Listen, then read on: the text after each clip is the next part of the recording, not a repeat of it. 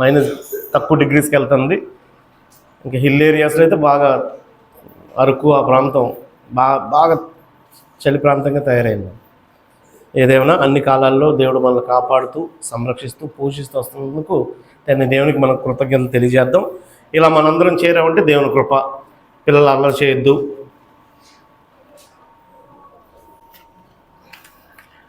దేవుని వాక్యాన్ని నేర్చుకుందాం. ఆయన కుమారుని మరణాన్ని సమీపించే ముందు మరణానికి సంబంధించిన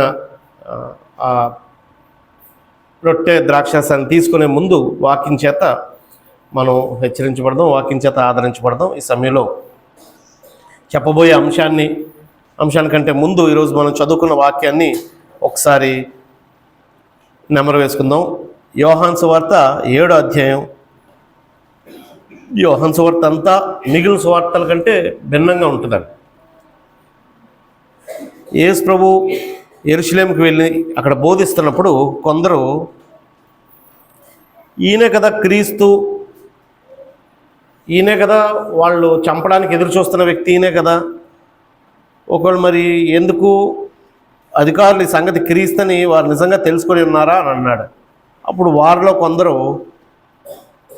ఈయన గలిలయలో పుట్టి మరియా యోసేపులకు పుట్టాడు, మనం అందరం చూస్తున్నాం, క్రీస్తు అయితే ఇలాగ ఉండడు, ఆయన ప్రత్యేకంగా ఉంటాడు, కాబట్టి ఈయన క్రీస్తు కాదని కొంతమంది అనుకుంటున్నారు. అప్పుడు యేసు ప్రభు వారి డిస్కషన్ అంతటిని హృదయ అంతరంగా ఎరిగినోడు కాబట్టి ఈ పారాగ్రాఫ్లో ఆయన ఎక్కడి నుంచి వచ్చాడు, ఆయన ఎక్కడికి వెళ్ళబోతున్నాడో చెప్పాడు. ఎక్కడి నుంచి వచ్చాడు? మరియా యోసేపులకు పుట్టాడు అని వారు అనుకునేటట్టుగా అక్కడ పుట్టిన అందరిలాంటి సామాన్య మానవుడు అండి యేసు ప్రభు కాదండి. పుట్టుక, జీవన విధానం, పెరిగిన విధానం అంతా మానవులకి ఎలా జరుగుద్దో అలాగే జరిగింది. కానీ ఆయన అంటే యాదృచ్ఛికంగా యాక్సిడెంటల్గా పుట్టలేదండి. ఆయన ఒక పర్పస్తో పుట్టాడు. ఆయన పుట్టబడ్డానికి అంటే మనమందరం పుట్టబడక మునిపే ఆయన ఉన్నాడు. ఆయన తండ్రి చేత పంపించబడ్డాడు. ఆయన అది క్లియర్గా గట్టిగా చెప్పాడు అంటాడు. వాళ్ళ డౌట్స్ అన్నీ క్లారిఫై చేసేటట్టుగా, నా అంతటి నేను రాలేదు, నన్ను పంపిన వాడిని నేను ఎరుగుదును, ఆయనే నన్ను పంపాడు, అందుకు నేను వచ్చాను అని గట్టిగా చెప్పాడు. అప్పుడు వారు క్రీస్తు వచ్చినప్పుడు క్రీస్తు అనే ఆయన వస్తాడని వెయిట్ చేస్తున్నారండి. ఇశ్రాయేల్ అందరికీ క్రీస్తు అనేది తెలుసండి. చనిపోయిన తర్వాత క్రీస్తు అని పేరు పెట్టడం కాదు, క్రీస్తు భూమి మీదకి వస్తాడనే సంగతి ఇశ్రాయేల్కి తెలుసు, ఎదురు చూస్తున్నారు. ఆ సామాన్యులు కూడా అనుకుంటున్నాడు ఈ క్రీస్తు అని కొంతమంది అంటున్నారు, కాదని కొంతమంది అంటున్నారు.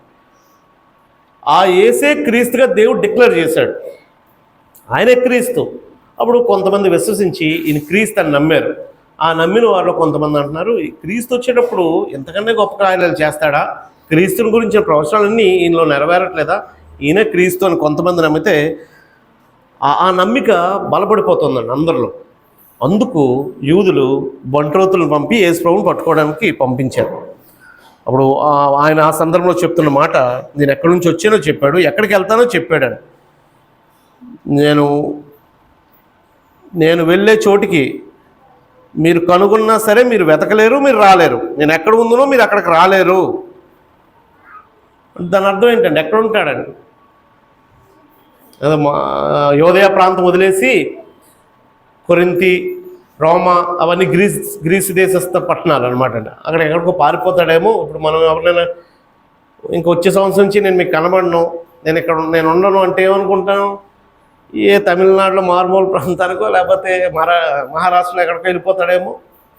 వాళ్ళు కూడా ప్రదేశం అనుకున్నారండి. కానీ ఆయన చెప్పింది, ఆయన మరణంలో ప్రవేశించి పునరుత్థానుడై తండ్రి దగ్గరికి వెళ్తాడు. అక్కడికి ఎవరైనా రాగలరా?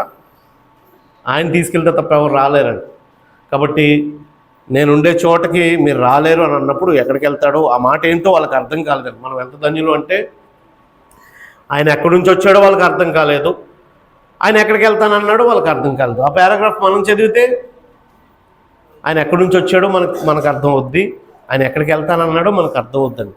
అంటే దేవుడు ఒక వ్యక్తి యొక్క మనోనేత్రాన్ని తెరిచినప్పుడు ఆ వాక్యం అర్థమవుతుందండి. లేదంటే అవన్నీ మర్మంగాను గూఢార్థంగానే ఉండిపోతాయి. అలాంటి కృప దేవుడు మనకు అనుగ్రహించాడు. అలాంటి వాక్యాన్ని మనం దేవుడు అనుగ్రహించిన జ్ఞానంతో మనం చదువుతున్నాం. ఈరోజు అతి ప్రాముఖ్యమైన ఒక విశ్వాసకి, లేకపోతే దేవుడు తన కుమారులను పుట్టించడానికి అతి ప్రాముఖ్యమైన ఒక అంశాన్ని చదువుదాం. అది సువార్త. అదే దేవుని సువార్త. అది మనుషులది కాదండి, దేవుని సువార్త. సువార్త అనే మాటకు అర్థం, మీనింగ్ మంచి వార్త, శుభవార్త.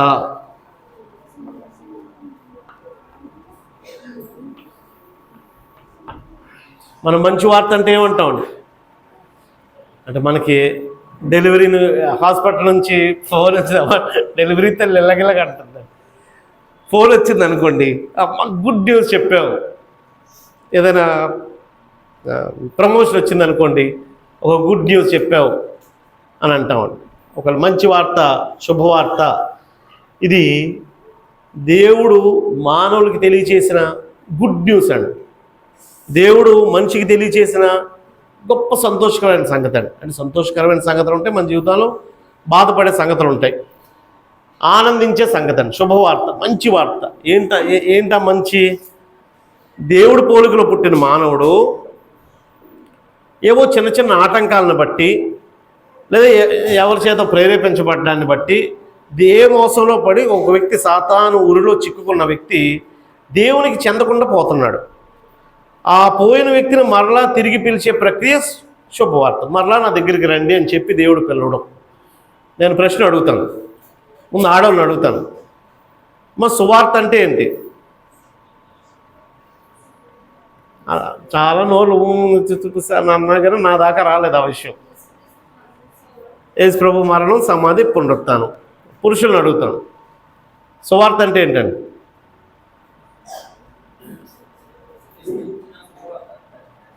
ఆయన మరణం, అని మీరు చెప్పిన ఆన్సర్ రాంగ్ కాదండి. ఇటు ఆడవాళ్ళు చెప్పారు, మగవాళ్ళు చెప్పారు. దానికి మించి ఉందండి.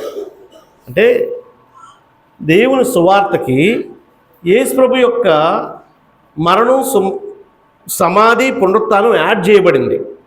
కానీ వాస్తవంగా అదే సువార్త అనుకోవద్దు. అంటే అక్కడ సువార్త సారం ఏమనగా అనే మాట మీ కొరింథీ పత్రికలో ఉంటుంది. మనందరికీ ఏమనుకుంటున్నామంటే, ఇప్పుడు యేసు ప్రభు భూమి మీదకి వచ్చి ప్రకటించినప్పుడు ఏం చెప్పాడు? మరణం, సమాధి, పునరుత్థానం చెప్పాడా? అంతకుముందు సువార్త జరగలేదా? యాక్చువల్గా సువార్త అనగా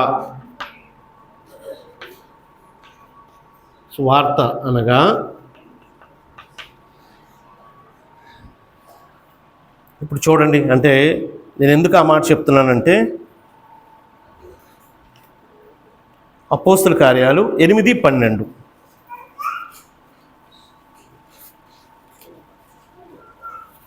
అపోస్తల కార్యాలు 8:12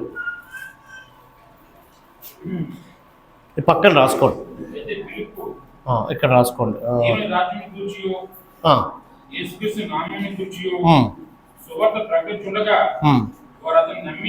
చాలండి. 8:12లో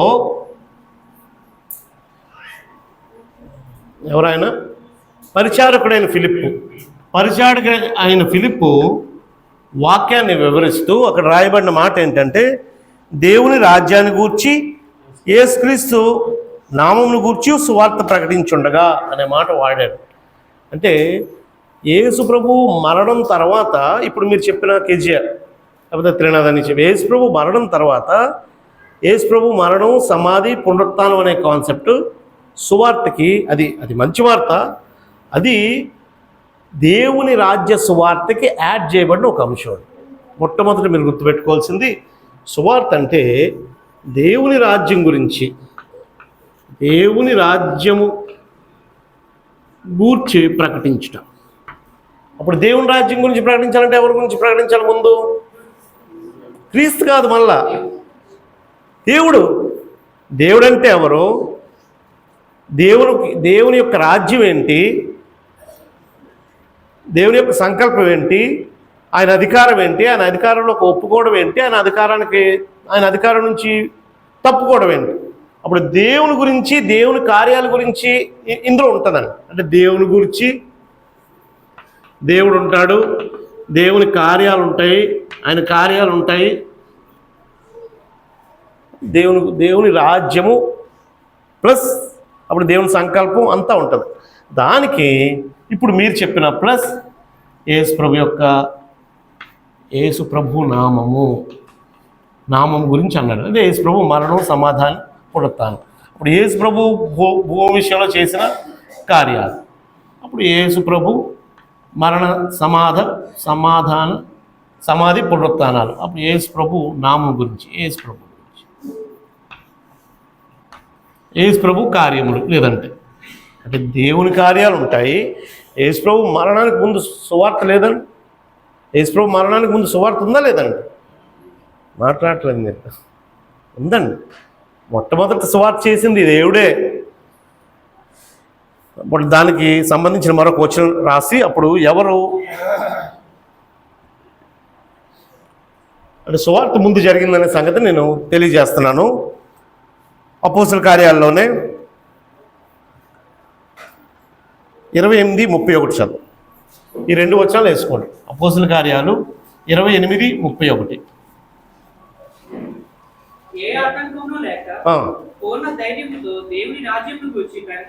దేవుని రాజ్యం గూర్చి ప్రకటించు.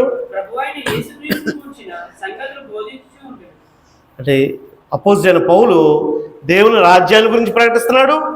యేసు ప్రభు యొక్క సంగతులు అన్నాడు. యేసు ప్రభు యొక్క కార్యాలు అంటే యేసు ప్రభు భూమి మీదకి రాక మునుపు సువార్త లేదనుకోవద్దు. దేవుని రాజ్యాన్ని ప్రకటించడమే దేవుని సువార్త. అది దేవుని సువార్త. దానికి యేసు ప్రభు యొక్క మరణ, సమాధి, పునరుత్థానాలు యాడ్ చేయబడినాడు. కాబట్టి ఒకవేళ యేసు ప్రభు మరణం తర్వాతే అంటే ముందు సువార్త లేనట్టు అవుతుందండి.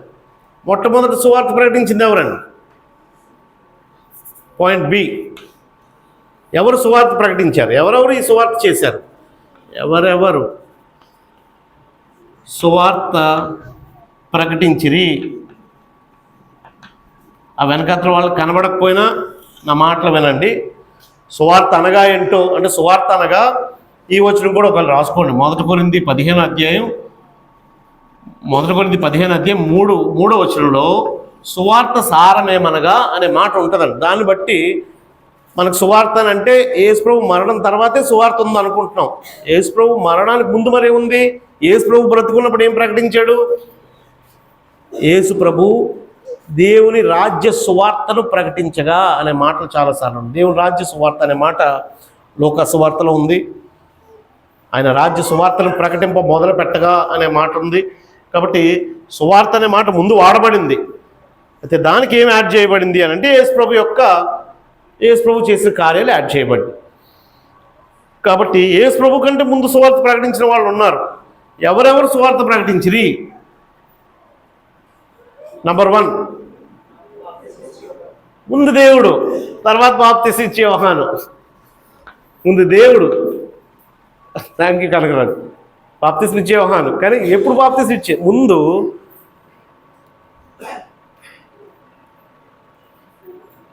నోవహు కాలంలో ప్రజలందరూ పాపం చేశారు. అయ్యా మీ పద్ధతి బాగాలేదు, విగ్రహారాధనలో ములుగుతున్నారు, అన్ని స్త్రీలను వివాహం చేసుకోవడం వల్ల మనుషుల పద్ధతులను అనుసరించి దేవుడు సృజించిన పోలికను పోగొట్టుకుంటున్నారు. నేను దీన్ని హర్షించను, మీరు రక్షించబడ్డా, నేను నాశనం చేయడానికి సిద్ధపడ్డా అంటే చాలా సంతాపడ్డాడు అంట. అవి అంటే ఎంత జనాభా విస్తరించిందో, ఎంత తీవ్రంగా అక్కడ దేవునికి వ్యతిరేకత జరిగిందో తెలియదు. కానీ భూలోకం బలాత్కారంతో నిండిపోయింది అన్నాడు. దేవుడు నరులను పుట్టించినందుకు చాలా సంతాపడినంతగా, నొచ్చుకున్నంతగా దేవుడికి బాధ ఉంటుందండి.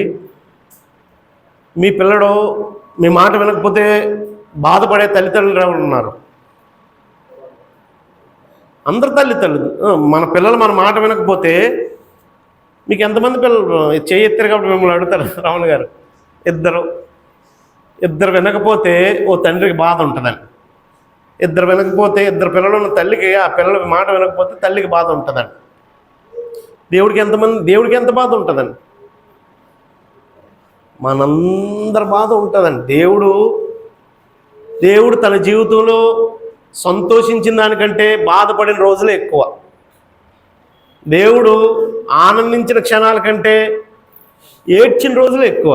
కారణం ఏంటి తెలుసండి? మనందరం ఏడుకొస్తున్నాం. యేసు ప్రభు విషయంలోనే నేను ఆనందిస్తున్నాను అన్నాడు. మన వల్ల కూడా ఆనందిస్తాడు. ఒక రోజు ఆనందింపజేస్తున్నాం, రెండో రోజు బాధపడుతున్నాం. ఒక రోజు ఆనందింపజేస్తున్నాం, 3 రోజులు బాధపడుతున్నాం. 4వ రోజు ఆనందింపజేస్తున్నాం, ఈసారి 15 రోజులు బాధపడుతున్నాం. దేవునికి అంత కాదండి. దేవునికి ఏడ్చిన రోజులు ఎక్కువ, సంతాప రోజులు ఎక్కువ, బాధ రోజులు ఎక్కువ.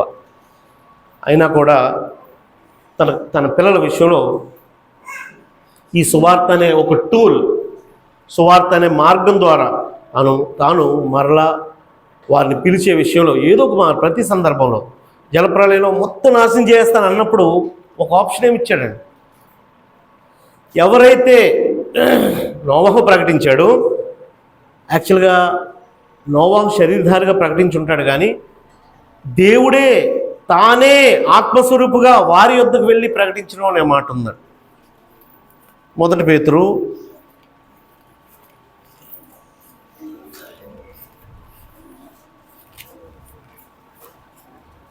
3వ అధ్యాయం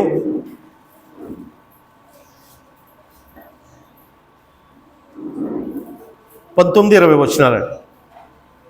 1 పేతురు 3వ అధ్యాయం 19-20 వచనాలండి. అంటే ఎవరెవరు సువార్త ప్రకటించారు అంటే మొదటి దేవుడే. 1 పేతురు 3వ అధ్యాయం 19-20 వచనాలు.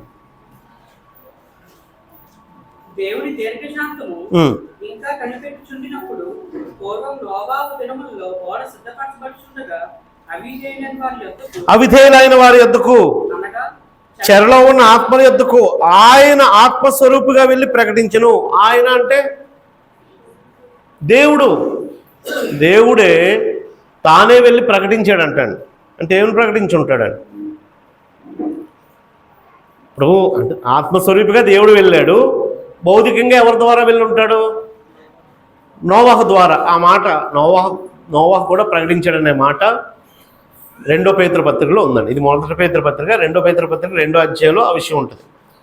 అయితే దేవుడు నోవహు ద్వారా మనుషులను అప్రోచ్ అయ్యి, అది దేవుని సువార్త. జలప్రళయం వస్తుంది, మీరు బ్రతకలేరు, దాన్ని తట్టుకోలేరు.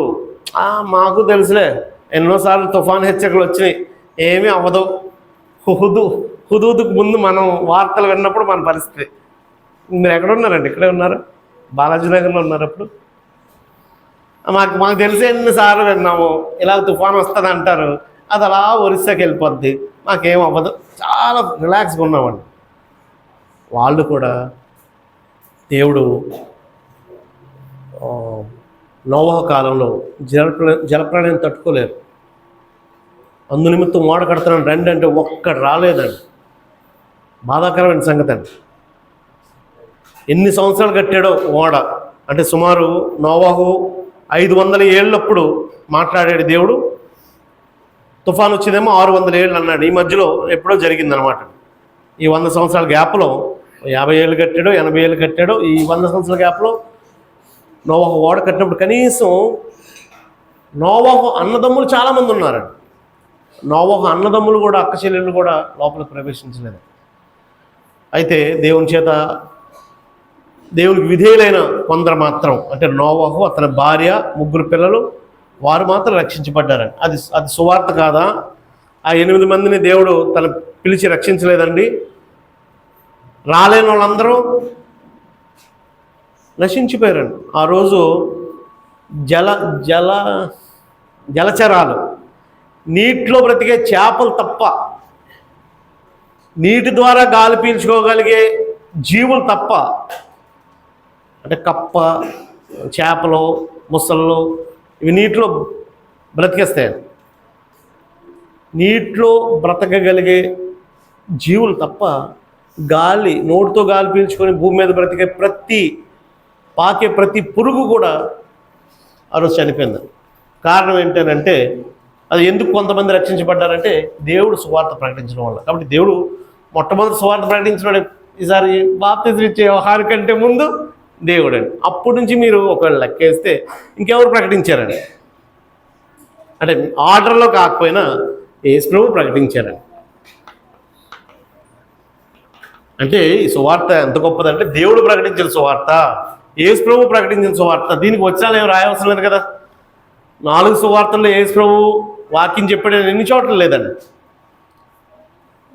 ఒక ఆర్డర్లో అయితే దేవుడు తర్వాత ఎవరు చేశారు ఈ సువార్త? న్యాయాధిపతులు. Very good. అందుకంటే ముందు మోషే కంటే ముందు, వాళ్ళకంటే ముందు అంటే ఆదాము ప్రకటించిన దేవుడు ఆదాము చెప్పాడు. ఆదాము తన పిల్లలకు చెప్పుకుంటాడు. దేవదూతలు ఆ మోషేకి దేవుడు దేవదూతల ద్వారా 10 ఆజ్ఞలు ఇచ్చాడు. కాబట్టి దేవుడు ప్రకటించింది, యేసు ప్రభు ప్రకటించిన సువార్త, దేవదూతలు ప్రకటించిన సువార్త, దేవదూతల చేత 10 ఆజ్ఞలు ఇవ్వబడిని అనే వచనం ఉంది. అపోస్తుల కార్యాలు 7వ అధ్యాయం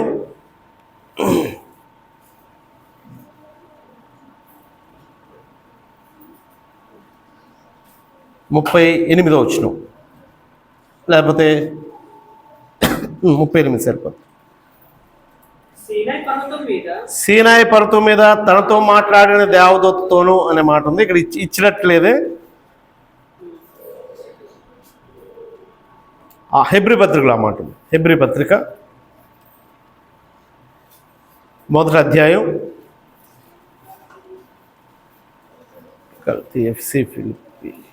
హెబ్రీ పత్రిక 1వ అధ్యాయం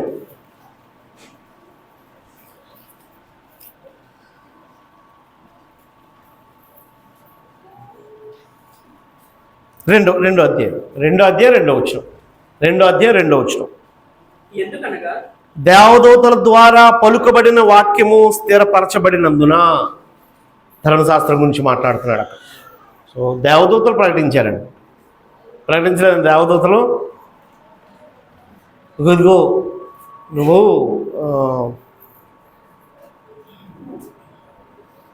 నాశనం చేసేద్దాం అనుకుంటున్నాడు దేవుడు సొదొమ గొమొర్రాని అబ్రహాం దగ్గరికి వచ్చి చెప్పారు. నాశనం చేయాలనుకున్నప్పుడు అబ్రహాం రిక్వెస్ట్ చేశాడు. తన తమ్ముడైన లోతు అక్కడ ఉండడాన్ని బట్టి, నాయన నువ్వు నాశనం చేస్తే మరి 10 మంది, ఒకవేళ 50 మంది నీతిమంతులు ఉంటే ఆ పట్టణాన్ని నాశనం చేస్తావా అని అడిగాడు. అక్కడ ఎవరి ద్వారా సమాచారం మనుషులకు వచ్చిందండి. అనేక సందర్భాల్లో దేవుడు తన సువార్తని దేవదూతల ద్వారా యేసు ప్రభు డెలివరీ చేయబడ్డాడు. యాక్చువల్గా సపోర్ట్ లేదండి. వారు ఎక్కడ డెలివరీ చేయబడ్డారో కరెక్ట్గా రాయబడలేదు బైబిల్లో కూడా. వారు సత్రంలో స్థలం లేనందున బిడ్డను కని పొత్తిగుడ్డలతో చుట్టి పశువు పాకల పరుండు పెట్టారంట. అప్పుడు ఆ తల్లికి ఏం కావాలండి? ఓ బిడ్డ డెలివరీ అయితే, నార్మల్ డెలివరీ అయితే ఏ ఇబ్బంది ఉంటుందో మీకు తెలుసండి. కొంచెం వేడి నీళ్ళు అవసరం ఉంటుంది, కొంచెం వాళ్ళు కేర్ తీసుకోవాలండి. ఆమె లేకపోవచ్చండి. ఈ బిడ్డకు కావాల్సింది ఏదో కావాల్సిన ఆయన తొడాల్సిన అవసరం ఉందండి. ఈ పనులన్నీ చేయడానికి ఎవరు లేరండి. అప్పుడు ఎవరు సువార్త ప్రకటించారండి? దేవదూత అర్జెంటుగా ఇమీడియట్గా వెళ్ళి అక్కడ కొంతమంది గొర్రెల కాపర్లు ఉన్నారు. ఇదిగో మీకు శుభవార్త, అలానే ఆయన లోకరక్షకుడు పుట్టి ఉన్నాడు, మీరు వెళ్ళి హెల్ప్ చేయండి అని అంటే ఆ రోజు నైట్ హెల్ప్ చేయడానికి దేవుడు దేవదూతను వాడుకున్నాడు. అలా చాలా సందర్భాలు. సో దేవుడు చేసిన సువార్త, యేసు ప్రభు చేసిన సువార్త, దేవదూతలు చేసిన సువార్త. ఇంకా అప్పుడు ఇందాక చెప్పారు ప్రవక్తలు. ఆ ప్రవక్తల్లో మీరు చెప్పిన మోషే ఉంటాడు, ఆ ప్రవక్తలు మీరు చెప్పిన న్యాయాధిపతి ఉంటాడు, ఆ ప్రవక్తలు మీరు చెప్పిన దావీదు రాజులు ఉన్నారు. ప్రవక్తలు ప్రవచించారని. ఆ ప్రవక్తల తర్వాత ఇప్పుడు నువ్వు చెప్పావు బాప్తిస్మ ఇచ్చే యోహాను. ఆయన ఒక ప్రవక్తే, బాప్తిస్మ ఇచ్చే యోహాను. అంటే క్రొత్త నిబంధనకు వస్తుందేమో, ఇదేమో పాత నిబంధన అని. యేసు ప్రభు ఎక్కడ ఉన్నాడంటే పాత నిబంధనలు మీరు వరి అయిపోద్ది. ఆయన అంతటా ఉంటాడు. అంటే డైరెక్ట్గా యేసు ప్రభు సువార్త చేశాడనే మాట లేదు. నేను దీన్ని కింద రాయడం నాకు ఇష్టం లేక దేవుడు తర్వాత రాశాను అంతే. కొన్ని పాత నిబంధనలు దేవుడు, దేవదూతలు, ప్రవక్తలు. అప్పుడు క్రొత్త నిబంధనలు వచ్చేటప్పటికి బాప్తిస్మ ఇచ్చే యోహాను, చాలామంది ప్రవక్తలు ఉన్నారు కానీ బాప్తిస్మ ఇచ్చే యోహాను సువార్త ప్రకటనని ప్రత్యేకంగా రాశాడు. ఎందుకనంటే ఇంచుమించు 400 సంవత్సరాలు దేవుడి నుంచి మనుషులకి కమ్యూనికేషన్ రాలేదు. మలాకి గ్రంథం తర్వాత, అంటే మాదియా పారసీకుల కాలం తర్వాత గ్రీకుల కాలంలో ఇంచుమించు 300 సంవత్సరాలు అండి అది. సో మాదీ పారసీకులు ఒక 100 వేసుకుంటే 400 సంవత్సరాలు బబులోను రాజ్యం తర్వాత మాదీ పారసీకుల రాజ్యం, మాదీ పారసీకుల రాజ్యం తర్వాత గ్రీకుల రాజ్యం, గ్రీకుల రాజ్యం తర్వాత రోమా రాజ్యం. బబులోను కాలంలో దేవుని సందేశం ఉంది. దానియేలుతోనూ ఎహెచ్కేలుతోనూ వాళ్ళతో మాట్లాడాడు. మాదీ పారసీకుల కాలంలో దేవుని సందేశం ఉంది. కోరేష్తోనూ, జకర్యా ఉన్నాడు అక్కడ, జెరుబ్బాబెల్ ఉన్నాడు, నెహేమియా ఉన్నాడు, మలాకి. దీని తర్వాత గ్రీకుల రాజ్యంలో దేవుని సందేశం లేదండి. It was silent period. Actual చెప్పాలంటే బాధాకరమైన పీరియడ్లో పుట్టారు వాళ్ళు. దేవుని వర్తమానం లేదండి అక్కడ. తర్వాత రోమారాజుల కాలంలో 400 ఇయర్స్ గ్యాప్ తర్వాత దేవుడు పంపించిన ఒక గొప్ప ప్రవక్త బాప్తిస్మ ఇచ్చే యోహాను. దేవుడు మాట లేకపోతే, దేవుడు సువార్త పంపించకపోతే మనం అంటే ఎంత హీనులుగా తయారవుతామో ఉంటుందండి. నేను వాక్యానికి సంబంధించిన కరువు మన జీవితంలో రాకూడదండి. వాక్యానికి సంబంధించిన కరువు మన కుటుంబాల్లో రాకూడదండి. వాక్యానికి సంబంధించిన కరువు మన సంఘాల్లో రాకూడదండి. వచ్చిన రోజు వ్యక్తిగతంగా, కుటుంబంగా, సంఘంగా ఎంత పతనం అయిపోతామో అది మనకు తెలుస్తుందండి. లేదంటే అనుభవం ఎవరికైనా ఉంటే, ఎవరైనా జీవితాల్లో అది చూస్తే అది కనబడుతుంది. వాక్యం లేకపోతే నీ బుర్ర సాతాను ఎటు తిప్పితే అటు తిరుగుతుంది. నువ్వేం మంచిగా ఆలోచించవు. నువ్వు కూడే చోట అలాగే ఉంటుంది, నువ్వు మాట్లాడే చోట అలాగే ఉంటుంది, నీకు వచ్చే సలహాలు అలాగే ఉంటాయి. బాప్తిస్మ ఇచ్చే యోహాను వచ్చి మరలా దేవుని సువార్తను ప్రకటించాడు. బాప్తిస్మ ఇచ్చే యోహాను తర్వాత యేసు ప్రభు ప్రకటించాడు. ఆయన ముందు ఇక్కడ రాశాను కాబట్టి అపోస్తులు ప్రకటించారు. అపోస్తుల తర్వాత అపోస్తుల చేత బోధింపబడిన ఆది క్రైస్తవులు ప్రకటించారు. ఇప్పుడు నేడు అంటే ఎందుకు ఇది రాశాను తెలుసండి, చెరిపేస్తాను నేను. ఈ సువార్త దేవుడు ప్రకటించిందండి, యేసు ప్రభు ప్రకటించిందండి, దేవదూతలు ప్రకటించిందండి, ప్రవక్తలు ప్రకటించిందండి, బాప్తిస్మ ఇచ్చే యోహాను, అపోస్తులు, ఆది క్రైస్తవులు ప్రకటించిందండి. ఈ బైబిల్ పట్టుకోవడానికి ఇక్కడ ఉన్న ఒక తమ్ముడికి సిగ్గండి, ఓ చెల్లికి, ఓ తమ్ముడు అంటే ఎవరో అనుకుంటున్నాను నేను క్యాజువల్గా అన్నాను, ఓ చెల్లికి సిగ్గండి, ఒక అమ్మకి సిగ్గండి, ఒక అయ్యకి సిగ్గండి. ఈ బైబిల్ కనిపిస్తుందేమో అని ఇంత పాకెట్ బైబిల్, ఆ పాకెట్ బైబిల్ లోపల, నేను ఎవరిని ఉద్దేశించి చెప్పలేను, జనరల్గా అన్నయ్య తమ్ముడు అక్క అన్నాను, పాకెట్ లోపల దూర్చేసుకుంటే ఎవరికి బైబిల్ కనబడదని. ఇప్పుడు అది కూడా అక్కర్లేదని మొబైల్లోనే చూస్తాం తప్ప మేము బైబిల్ వాడమని. మొబైల్లో ఎప్పుడు చూడాలో తెలుసండి, మీ కళ్ళు కనబడవు, ఈ చిన్న అక్షరాలు కళ్ళు కనబడవు, అప్పుడు కూడా పెద్ద అక్షరాల బైబిల్ తెచ్చుకోండి. అది కూడా ఇంకా మందం ఎక్కువైపోయి మన అద్దాలకు ఆ అక్షరాలు కనబడలేనప్పుడు మొబైల్లో చూడండి, ట్రావెలింగ్లో చూడండి, అంతే తప్ప దానికి సంబంధించిన రెఫరెన్స్ ఏదైనా దాని ఉంటే తప్ప మొబైల్లో బైబిల్ చూసి ఈ బైబిలే పట్టుకోవడానికి సిగ్గుపడే అంత హీనంగా ఈ సువార్త లేదండి. ఇది ఉన్నతుల చేత ప్రకటించబడిందండి. కాబట్టి ఎప్పుడు ఎవరు సువార్త ప్రకటించే విషయంలో, నేను క్రైస్తవుడిని అని చెప్పుకునే విషయంలో సిగ్గుపడద్దండి. ఆ టాపిక్ తీసుకొస్తే ఫ్రెండ్స్ దగ్గర మనం ఈ మధ్య క్రిస్టియానిటీ మీద బాగా మనం బతుకుతుంది హిందూ దేశంలో, క్రిస్టియానిటీ మీద బాగా హీన ప్రచారం జరుగుతుంది. బట్ జరగనివ్వండి. ఆ హీన ప్రచారంలో నేను కానీ క్రిస్టియన్ అని చెప్తే, లేకపోతే దేవుని గురించి ఎత్తితే హీనంగా ఉంటుందేమో అని మనం ఎత్తట్లేదండి.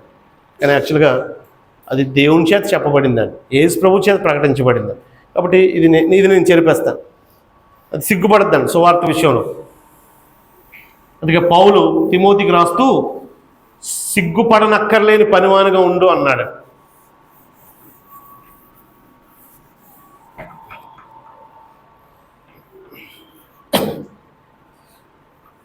ఎవరెవరు సువార్త ప్రకటించిరి, అది మనం ప్రకటించింది,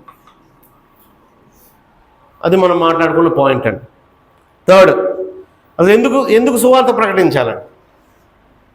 ఇందాక మనం చెప్పుకున్నాం. ఎందుకు సువార్త ప్రకటించాలని? నశించిపోయే వ్యక్తి అంటే భూమి మీద పుట్టిన ప్రతి వ్యక్తి దేవుని కుమారుడు, దేవునితో ఉండుటకు నిర్మించబడ్డాడు. ఆ స్థితిని కోల్పోయి ఆయన నరకానికి వెళ్ళిపోయే పరిస్థితి ఏదో ఒక సందర్భంలో దేనికో దానికి లోబడి ఒక వ్యక్తి దాన్ని కోల్పోతే తిరిగి మరలా రక్షించటకు. అప్పుడు ఆ పర్పస్ నేను రాయట్లేదు. నెంబర్ 3, ఎలాగూ ఎవరు ప్రకటించాలి? ఎవరు ప్రకటించాలి?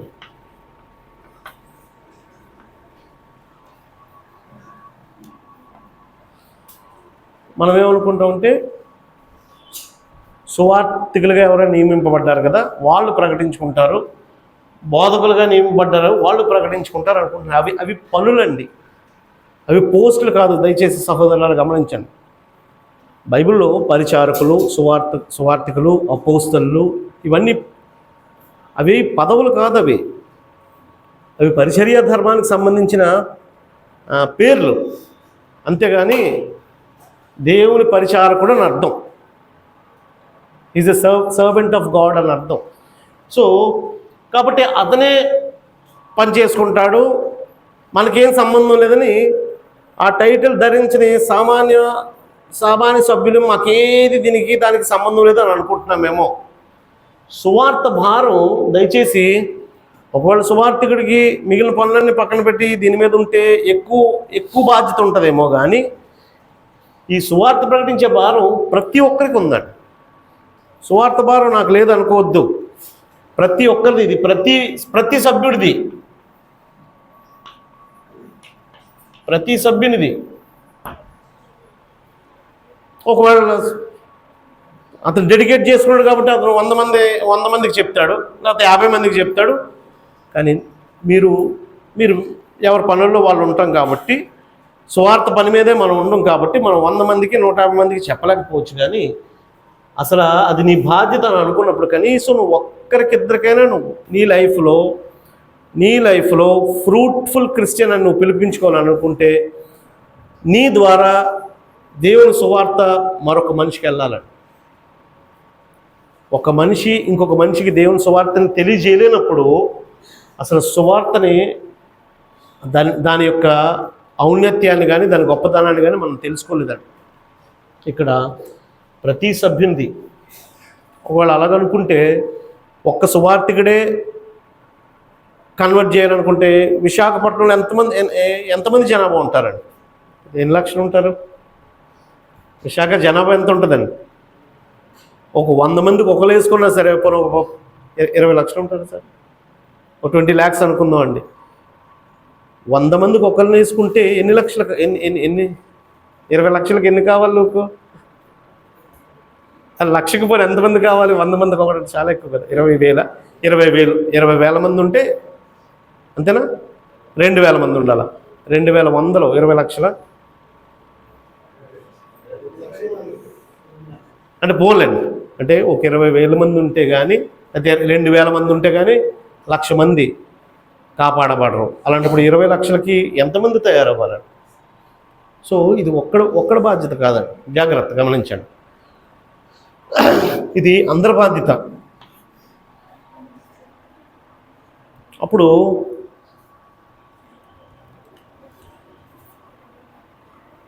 ఎవరెవరు అంటే ఏ విధంగా సువార్త ప్రకటించాలి అని అంటే, ఏ విధంగా సువార్త ప్రకటించాలి?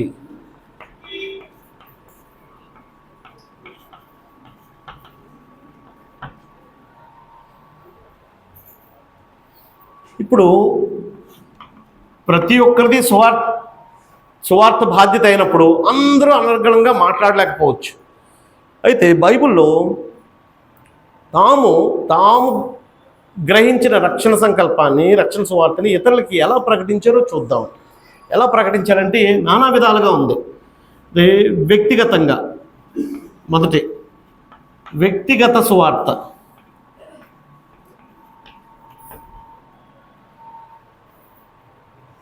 ఒక వ్యక్తి వ్యక్తిగతంగా సువార్త ప్రకటించవచ్చండి. స్త్రీలతో సహా సహోదరులారా, స్త్రీలతో సహా సువార్త సంఘంలో వాక్యం చెప్పే లేకపోతే నిర్ణయాలు తీసుకునే సమయంలో వాక్యం చెప్పే సందర్భంలో అధికారాన్ని దేవుడు ఇవ్వలేదు, కానీ సువార్త ప్రకటించడానికి, వ్యక్తిగత సువార్త ప్రకటించకూడదని ఎక్కడ లేదండి. ప్రకటించాలి, ప్రకటించిన వాళ్ళు ఉన్నారు కూడా క్రొత్త నిబంధనలో. కాబట్టి ఈ వ్యక్తిగత సువార్త ఒక వ్యక్తి వెళ్ళి వాక్యాన్ని ప్రకటించవచ్చండి.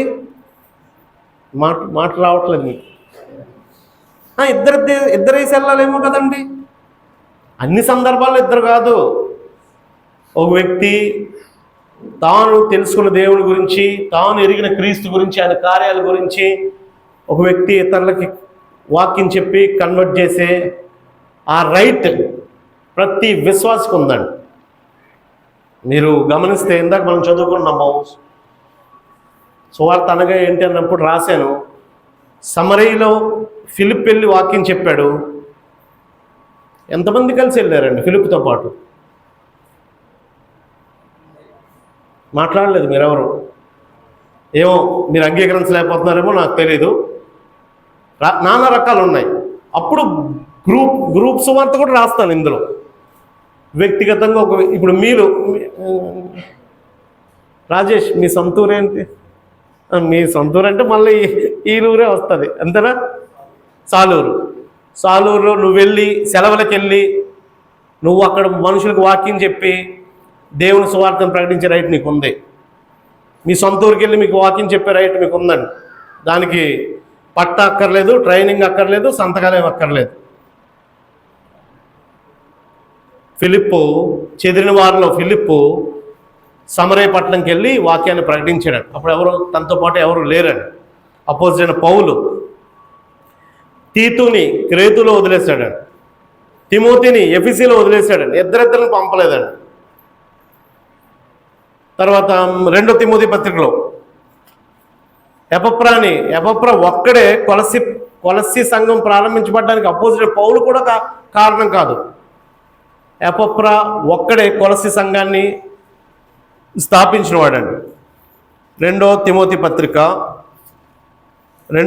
పత్రిక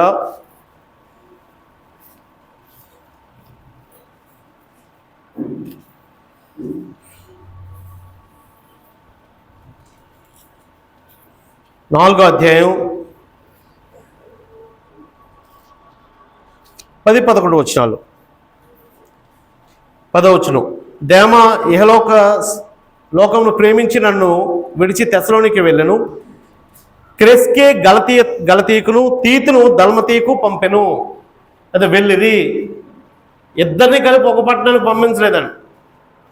దల్మతీయకేమో క్రెస్కేని పంపించాడు, తీతునేమో ఒక ప్రదేశానికి పంపించాడు. అది వ్యక్తిగత సువార్త. ఎందుకు అనంటే ఇప్పుడు మనం ఇక్కడ డెవలప్ అయ్యి ఇక్కడ మనం 3,000 6,000 అక్కర్లేదండి. తమ్ముడు, నువ్వు వెళ్ళి ఓ 20 మందికి వాక్యం చెప్పడం గొప్ప సంగత, నువ్వు ఇక్కడే ఉండిపోవడం గొప్ప సంగత? వెళ్ళిపో. ఒక వ్యక్తి ఇక్కడే కూర్చొని సువార్త బాధ్యత లేకుండా ఉండిపోయేదానికంటే నువ్వు వెళ్ళి 20 మందిని కన్వర్ట్ చేస్తే వారి ప్రతిఫలం నీకు దక్కుద్దండి. మేమందరం నీకు సపోర్ట్ చేస్తాం. కాబట్టి అంటే అదొక పద్ధతి. ఇద్దరిని పంపించింది లేదు, తప్పని నేను అనట్లేదు. వ్యక్తిగత సువార్త పద్ధతి ఒకటి. 2, ఆ వ్యక్తిగత పద్ధతిలోనే అంటే నాకు వాక్యం చెప్పడం రాదు కదండి అని మీలో కొంతమంది ఎవరైనా అనొచ్చు. అప్పుడు రకరకాలుగా ఎలా వాక్యం చెప్పారో కొన్ని ఉదాహరణలు చూద్దాం. వ్యక్తిగత సువార్తలోనే ఫ్యూ ఎగ్జాంపుల్స్. యోహాను సువార్త 1వ అధ్యాయంలో నానా రకాలుగా సువార్త ఎలా ప్రకటించారో కొన్ని ఉదాహరణలు ఉన్నాయండి. వాళ్ళల్లో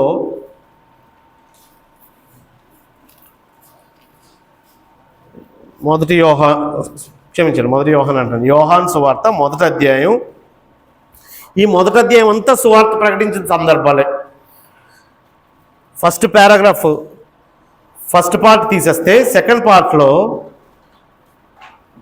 35వ వచనం నుంచి 51వ వచనం వరకు వివిధ రకాలుగా మనుషులు ఎలా వ్యక్తిగతంగా సువార్త చేశారో అక్కడ కనబడుతుందండి. యోహాను మొట్టమొదట నెంబర్ 1, లేకపోతే యోహాను, బాప్తిస్మిచ్చే యోహాను.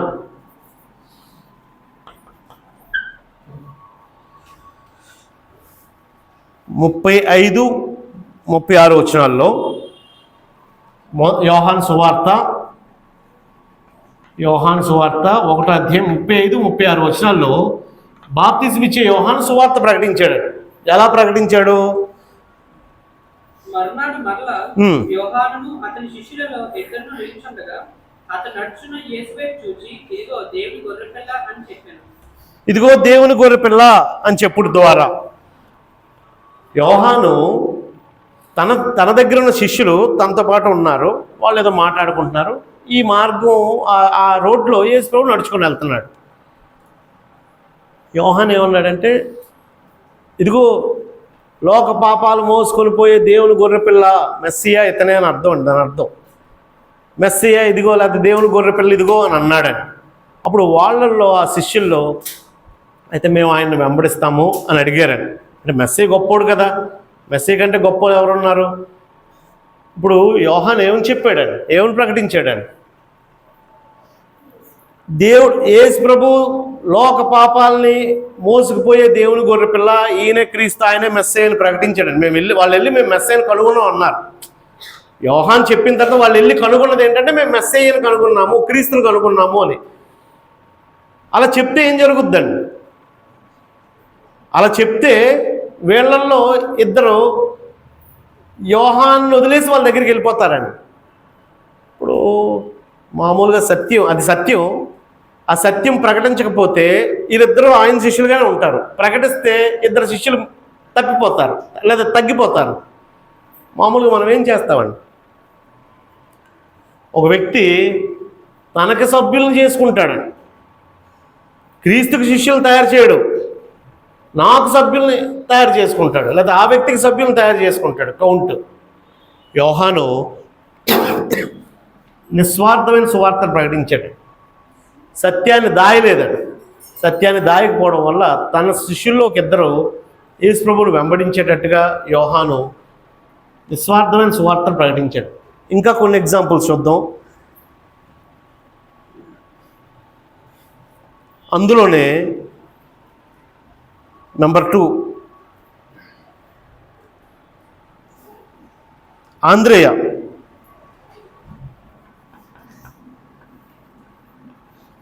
ఈ ఆంద్రేయ ఎవరో కాదు, యోహాను పంపించిన ఇద్దరు శిష్యులు. అదే యోహాను దగ్గర నుంచి పర్మిషన్ అడిగి వెళ్ళిన ఇద్దరు శిష్యులు ఒక ఆయనండి. ఈ ఆంద్రేయ వెళ్ళి యేసు ప్రభుతో కనుగొని యేసు ప్రభుతో మాట్లాడి 41 వచనం లేదా 40 వచనం, యోహాను మాట విని ఆయనను వెంబడించిన, అంటే యేసు ప్రభువును వెంబడించిన ఇద్దరిలో ఒకడు సీమోను పేతురు. సీమోను పేతురు యొక్క సహోదరుడైన ఆంద్రేయ. ఈ ఆంద్రేయ ఇతడు మొదట తన సహోదరుడైన సీమోను చూచి మేము మెస్సీని కనుగొంటామని అతనితో చెప్పి యేసునొద్దకు అతని తోడుకొని వచ్చెను. అంటే ఆంద్రేయ ఏం చేశాడండి? తన బంధువుల దగ్గరికి వెళ్ళి, తన అన్నదమ్ముల దగ్గరికి వెళ్ళి, అంటే పేతుడేమో అన్నయ్య, తన కుటుంబ సభ్యుల దగ్గరికి వెళ్ళి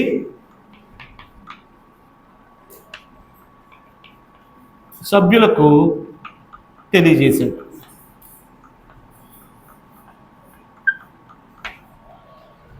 ఆంద్రేయ ఏం చేశాడంటే, మేము మెస్సీని కనుక్కున్నాం,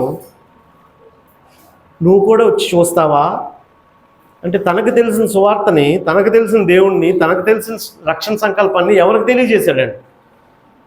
మన బంధువుల్లో, మన అన్నదమ్ముల్లో, మన అక్క చెల్లెల్లో, మీ బంధువుల్లో ఎంతమందికి కొంతమంది ట్రై చేశారండి. మీలో కొంతమంది వారికి విషయాన్ని తెలియజేశారండి.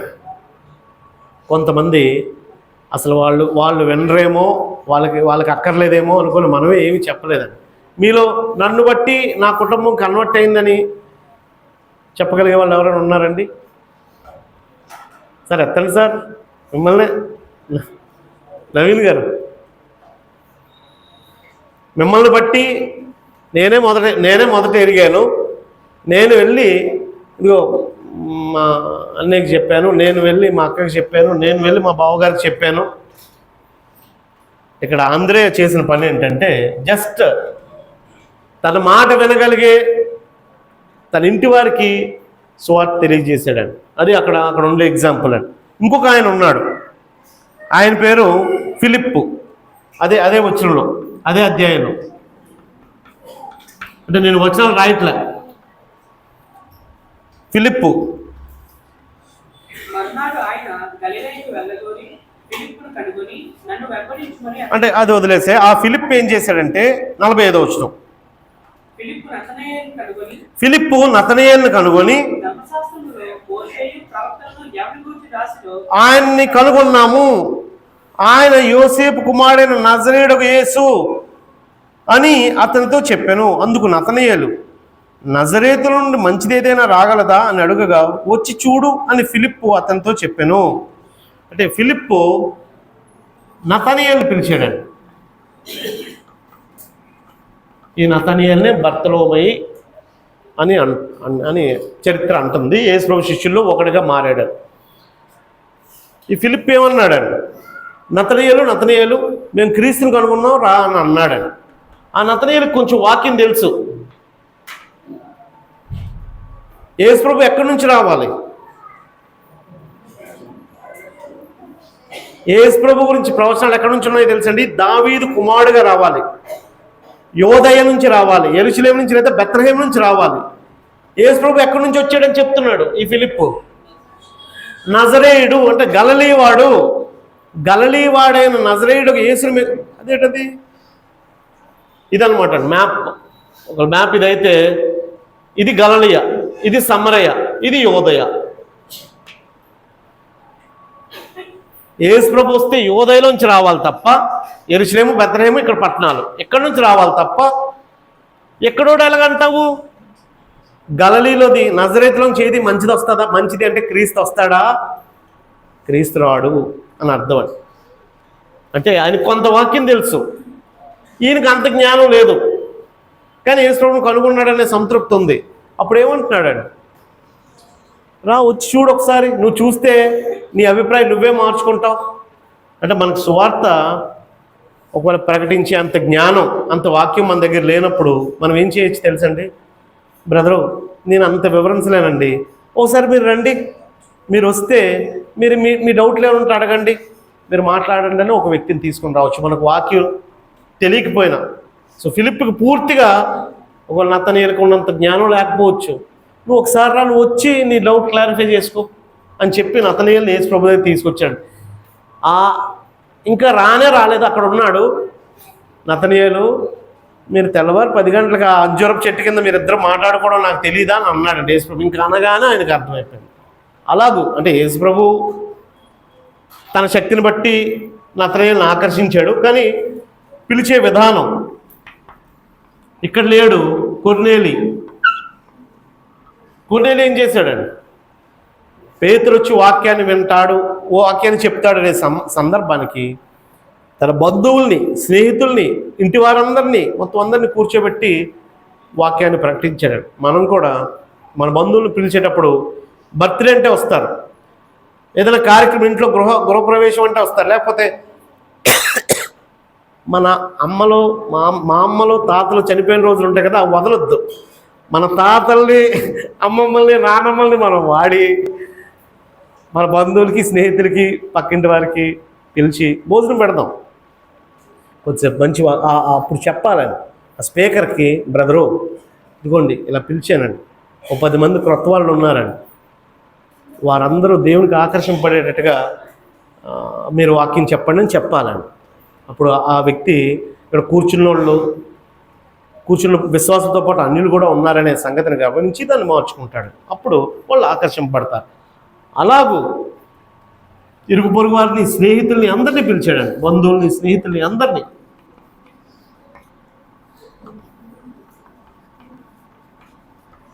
ఇలాగూ వ్యక్తిగతమైన సువార్త ఒక పద్ధతి అండి. మనకు సమయం తక్కువ ఉంది, 10 నిమిషాలు. ఇప్పుడు కుటుంబ సువార్త. కుటుంబంగా ఎవరైనా సువార్త చేశారండి? ఒక కుటుంబం వెళ్ళి సువార్త చేశారండి? నేను వచనాలు రాయట్లేదు. అకులా ప్రిస్కిల్లా అనే జంట మీరు చూడండి, కొరింథీలో, ఎఫెసీలో, రోమాలో ఆసియా అంతటా ఆసియా కదండి, అన్యజనులందరూ వారికి రుణస్థులై ఉన్నారు అనే మాట రాయబడిందండి. పేతురు వాళ్ళు భార్యాభర్తలుగా వెళ్ళారండి. యాక్చువల్గా ఓ వ్యక్తి వెళ్తే సంపూర్ణంగా ఉంటుందా, భార్యాభర్తలు కలిసి వెళ్తే సంపూర్ణంగా ఉంటుందండి? అంటే యాక్చువల్గా ఈజీగా కన్విన్స్ చేయగలమండి భార్యాభర్తలు కలిసి వెళ్తే. కొన్ని సందర్భాల్లో జరగలేదు, అవకాశం ఉన్నంత వరకు. పౌలు ఉన్నాడు, భార్య లేదు. బర్నబా ఉన్నాడు, భార్య లేదు. తిమోతి ఉన్నాడు, అవకాశం లేదు. అవకాశం ఉండగలిగిన అంటే అదొక రకం, వ్యక్తిగత సువార్త ఒక రకం. ఇదే రైట్ అండి, తప్పండి అనడానికి లేదు. ఎవరికి ఏ అవకాశం ఉంటే ఆ అవకాశాన్ని వినియోగించుకున్నారండి. వారి భార్య సహకరించినప్పుడు అతను కుటుంబ సువార్త చేయగలడు. లేకపోతే వ్యక్తిగత సువార్త ఒక పద్ధతి అండి, కుటుంబ సువార్త ఒక పద్ధతి అండి. 3 గ్రూపుగా సంఘాన్ని, ఇందాక ఇద్దరిద్దరు లేదా 4, 5 కలిసి సంఘం సువార్త ప్రకటించడం. గుంపుగా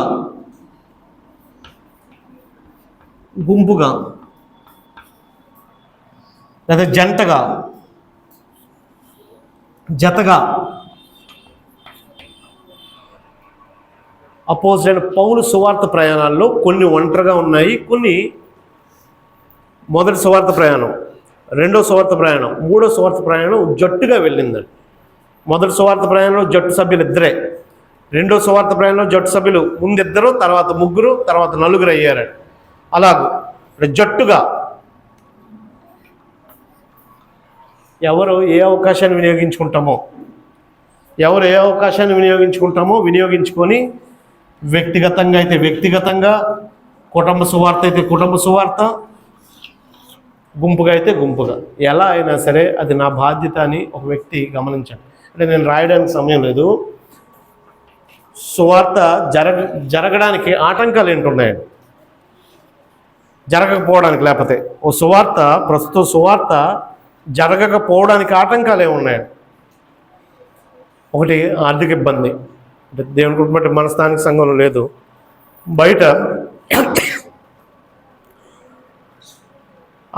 అందరూ కలిసి వేసేదే 10 రూపాయలు వేసారనుకోండి, ఈ సువార్తికుడు బ్రతకడానికే ఉండదండి. పేద పల్లెటూరులో జరిగే పరిస్థితి చెప్తున్నాను. పనులను బట్టి సభ్యులు బయటికి వెళ్ళిపోతున్నారండి, చదువుకున్నోడు చదువును బట్టి డ్యూటీని బట్టి వెళ్ళిపోతున్నారండి. అక్కడ ఎవరు ఉండట్లేదండి. నేను ఇక్కడ మాట్లాడుతున్నాను, దయచేసి మీరు మాట్లాడుకోవద్దు.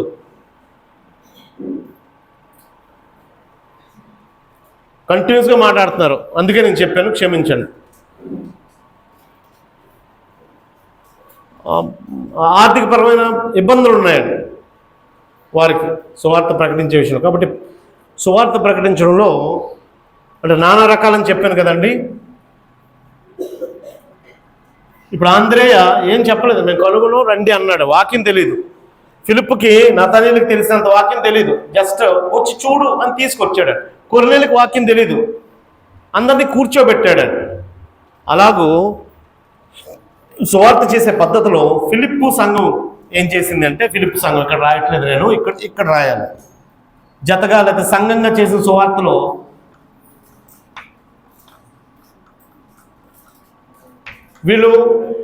వాళ్ళు తమంతట తాము వెళ్ళి చేసిన సందర్భాలు ఉన్నాయి.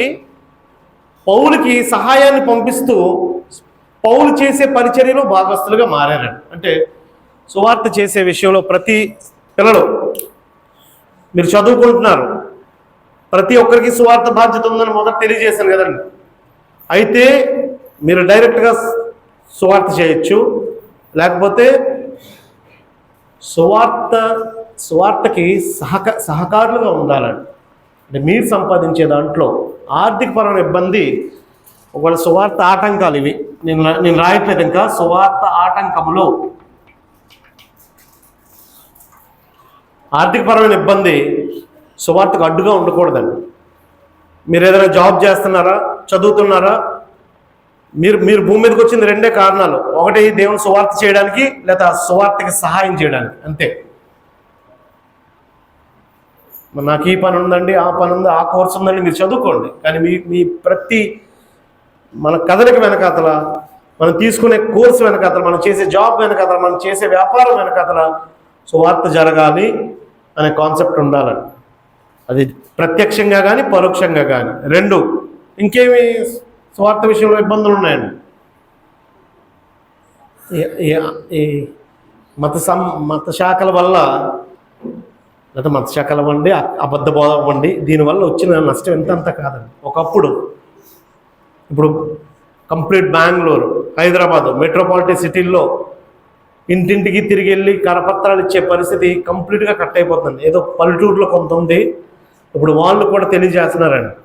ఈ సోషల్ మీడియా ప్రభావం వల్ల అబద్ధబోధ బాగా 10 వ్యాన్లు వెళ్ళడం వల్ల సత్యవాక్యాలు ప్రకటించుకున్న తర్వాత నువ్వు వెళ్తున్నా సరే ఒక వ్యక్తి వినట్లేదండి.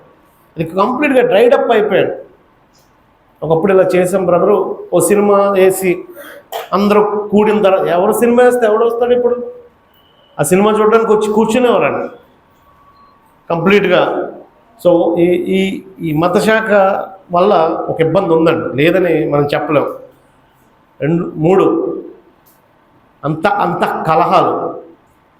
మన మధ్యలో కలహాలు ఉన్నప్పుడు, ఒక కుటుంబంలో భార్యాభర్త కలహాలు ఉన్నాయనుకోండి, ఏం కుటుంబ సువార్త చేస్తారు? జరగదండి. ఒక గ్రూప్ కలిసి, నలుగురు కలిసి ఒక మోటోతో వెళ్ళాలి. అక్కడ సరిగ్గా ఉండదురా, అక్కడ పడుకోవడానికి అవ్వదురా, అక్కడ తినడానికి ఉండదురా, నేను ఉండలేనురా అని అంటే జరగదండి. అంత కలహాలు ఈ సువార్తకి ఆటంకంగా ఉన్నాయి. అవి అధిగమించలేనప్పుడు అది చేద్దామనే ఆ యూనిటీ, ఆ సహకారం ఒకడికి మనసు ఉన్న రెండోడికి ఆ మనసు రాదు.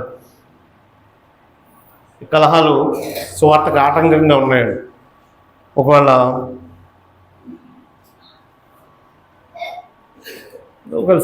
సామర్థ్యం లేకపోవడం నేను అన్నను. నమ్మకస్తులు కాని పనివారు, ఎవరైతే ఆ బాధ్యత స్వీకరించాడో అతను నమ్మకస్తుడు కాదనుకోండి. అతని పర్పస్ ఆత్మను రక్షించాలని కాకుండా, డబ్బు సంపాదించాలను, సువార్త ప్రకటించాలని కాకుండా, ఏదో గొప్ప పదవులను ఆశించాలను ఒక వ్యక్తికి ఉన్నప్పుడు సేవ జరగదండి. ఎంతోమంది మంచిగా ప్రారంభించి వాళ్ళ ఎండింగ్ ధనాపేక్షలుగా మిగిలిపోయారు.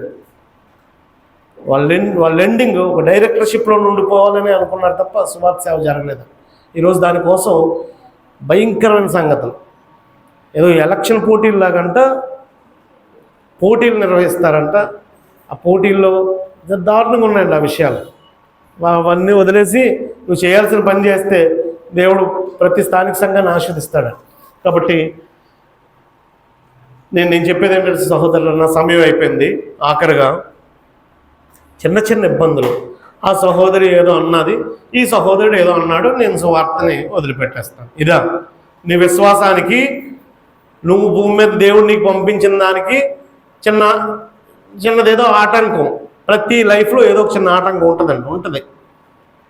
నీకు వచ్చే చిన్న శ్రమల వల్ల ఏ బాధ్యతతో నువ్వు పంపించబడ్డావో దాన్ని వదిలేయొద్దండి.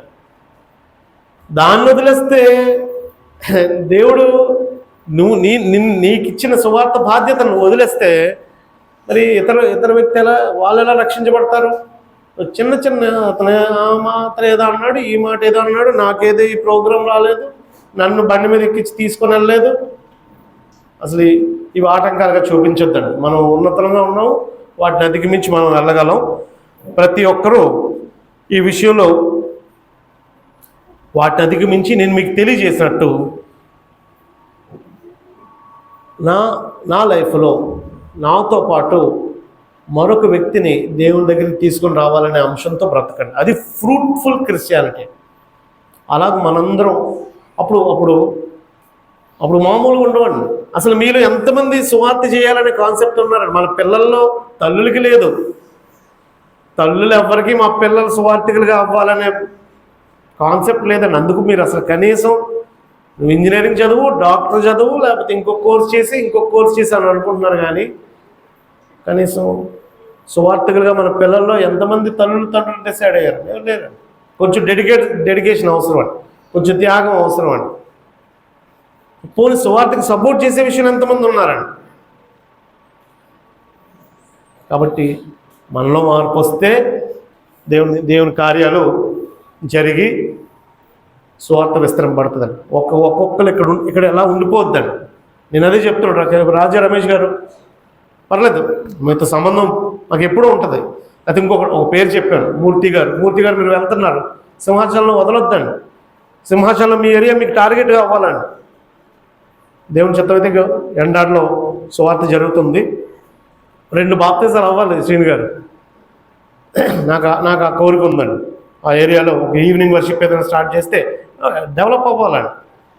దేవుని వాక్యం మనకు తెలిసింది, మనం తెలుసుకొని ఇక్కడే మనం ఉండిపోవడం కాదండి. ప్రతి ఒక్కరు ఇక్కడి నుంచి విస్తరించాలండి. ఆ విస్తరించేట్టుగా దేవుడు ఆర్థికంగాను అన్ని విధాలను ఆలోచన పరంగా మనకు సహాయం చేయాలని కోరుకుంటూ అన్ని రకాలుగా వ్యక్తిగతంగా, కుటుంబంగా, గుంపుగా, జట్టుగా చేసే ప్రతి విధానాన్ని మనం వాడుకొని దేవునికి మహిమకరంగా జీవిద్దాం. అందరికీ వందనాలు తెలియజేస్తాం.